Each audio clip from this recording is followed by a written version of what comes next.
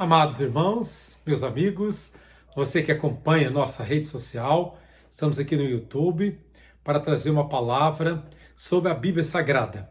Hoje o nosso estudo vai versar sobre o livro dos livros, o livro inspirado pelo Espírito Santo, que cerca de 40 escritores, num período de mais ou menos de 1500 a 1600 anos, escreveram a Bíblia.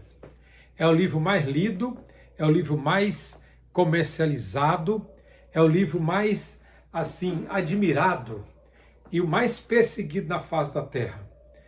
Por ele ser inspirado pelo Espírito Santo, muitos não entendem a sua leitura. Muitos não compreendem por que existe certos versículos, certos textos na palavra de Deus. E assim, há um grupo que persegue, há um grupo que desdenha, há um grupo que faz memes. É um livro que, diante de várias passagens desse livro, nessa biblioteca, a Bíblia é composta por 66 livros, é uma biblioteca divina. E muita gente, não sabendo interpretar, eles criam muita confusão, eles criam memes para desprezar a Bíblia. Mas eu digo para você, a Bíblia é um livro inspirado pelo Espírito Santo, é um livro digno de toda a reverência e aceitação da sua mensagem, porque a sua mensagem é divina. E eu quero tratar de um assunto sobre a perseguição contra a Bíblia. As pessoas, por ignorarem, por não compreenderem a escrita desse livro, por acharem que é um livro ultrapassado, ou cheio de piadas, ou cheio de fábulas, desprezam esse livro. Mas eu digo para você que eu tenho estudado a Bíblia desde minha criancice, eu sou formado em teologia, em letras, em pedagogia, e eu tenho estudado a palavra.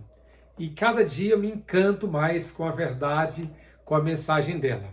Só que hoje eu quero trazer para você um assunto que as pessoas fazem memes, perseguem e criam brincadeiras em relação a um assunto que a Bíblia traz, que a tradução em língua portuguesa traz o nome sobre bastante assim interessante, e as pessoas criam confusão e as pessoas brincam com esse nome.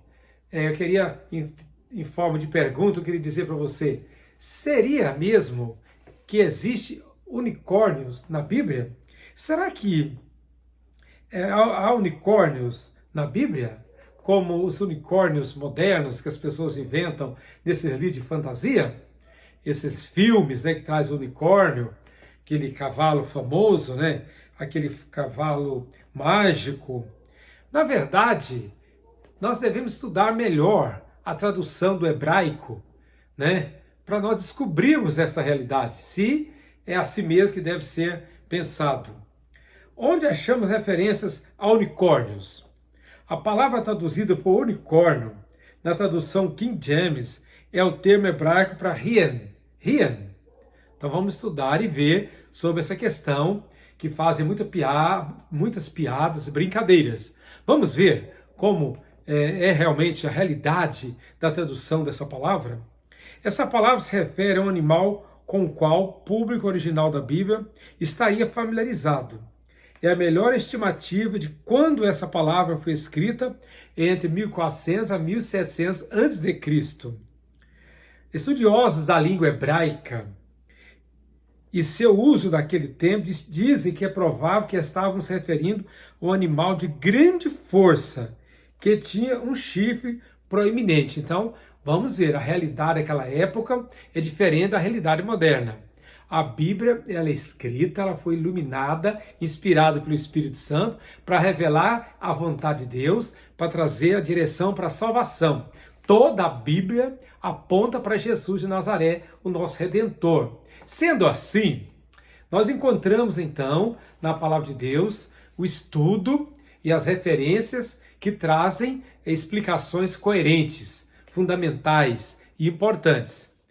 Em 1611, quando a Bíblia King James foi traduzida, Os estudiosos que estavam trabalhando na tradução não sabiam qual era o animal em específico a que Hien se referia. Então eles foram conferir uma tradução mais velha. Quando a Bíblia hebraica foi traduzida para o grego, uma tradução mais antiga chamada Septuaginta, em algum momento entre o terceiro e o segundo século antes de Cristo, os tradutores escolheram a palavra monoqueros. Eles escolheram essa palavra, que, traduzida ao inglês, literalmente significa um chifre. Quando os tradutores da King James toparam com essa palavra estranha, eles olharam a tradução grego como auxílio e escolheram o termo em inglês unicórnio. Eles escolheram esse termo, unicórnio, que significa um chifre, para representar o que eles achavam que a palavra original queria dizer, um animal com um chifre proeminente. Sendo claro, então, eles não o escolheram para representar o cavalo mítico e mágico de um chifre no qual pensamos hoje, como a modernidade pensa, um animal mítico e mágico com um chifre na sua cabeça. Claro que não foi esse tipo de unicórnio, claro que não é esse tipo de animal, não é o tipo do animal moderno. Por isso temos que estudar mais a Bíblia, estudar as línguas originais, para que nós não venhamos nos perder e tentar, sendo cristão, ficar em dúvida. E quem não é cristão, um grupo enorme de pessoas começam a zombar da Bíblia. O livro não é para ser zombado, não. O livro é a palavra de Deus. É um livro maravilhoso, é o único livro que traz realmente a iluminação de Deus para os nossos corações.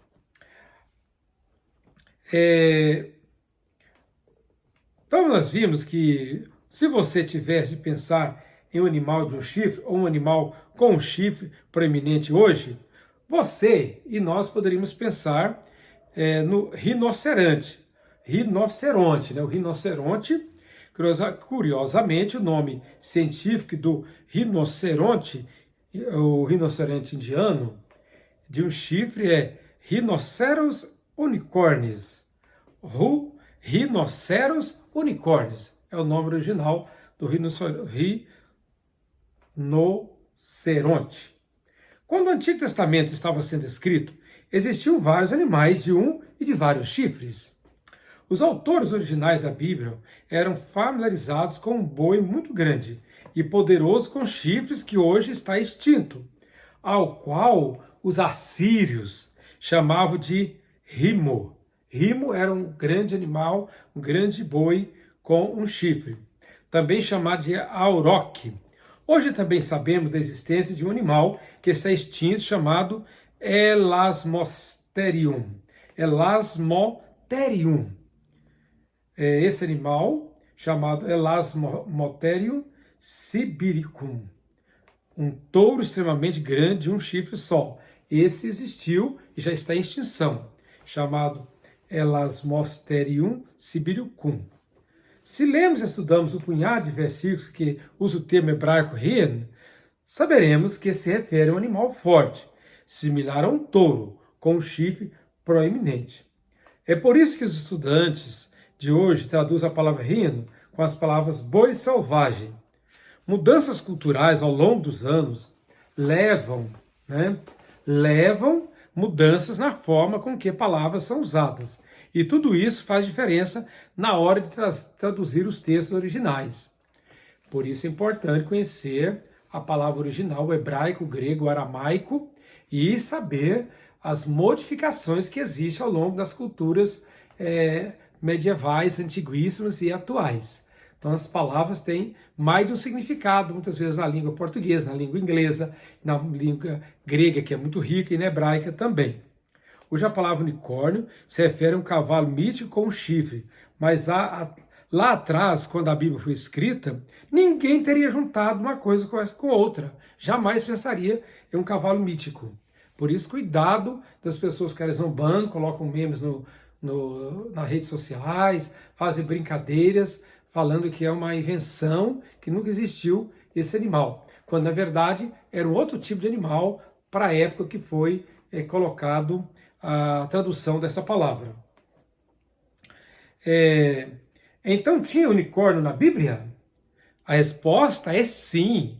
Tinha animais com chifre, uma variedade de boi, um animal com que as pessoas estavam familiarizadas.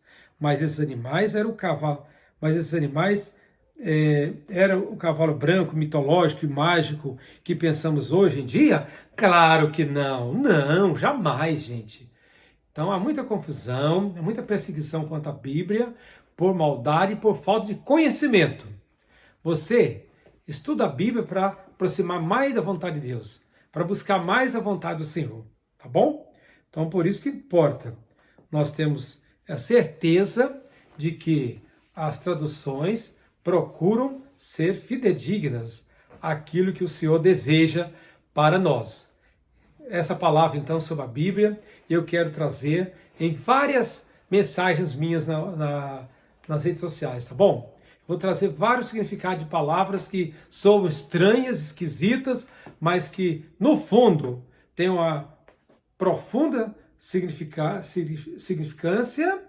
tem um profundo significado e tem um grande ensinamento para nós, tá bom? Obrigado pela sua atenção, desejo muita saúde, muita paz para você, obrigado por você acompanhar nosso trabalho, né? Eu sou pregador da palavra, pastor Valdeci Bonifácio, sou conferencista, estou sempre pregando nas redes sociais, pregando nas igrejas, estou no Ministério da Pregação da Palavra.